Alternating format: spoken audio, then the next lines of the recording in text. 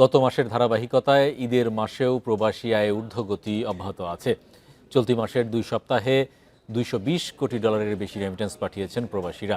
বাংলাদেশ ব্যাংকের হালনাগাদ প্রতিবেদনে এসব তথ্য উঠে এসেছে।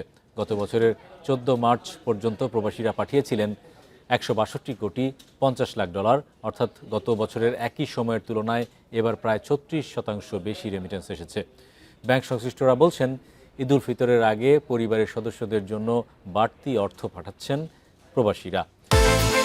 বিকাশ পেমেন্টে 10,000 টাকার বেশি অফার, শপিং চলছে তো।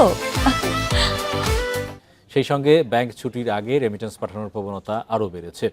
চলতি অর্থবছরের 14 মার্চ পর্যন্ত মোট প্রবাসী আয় এসেছে $2,465 কোটি 80 লাখ। গত অর্থবছরে একই সময়ে যা ছিল $2,011 কোটি 40 লাখ।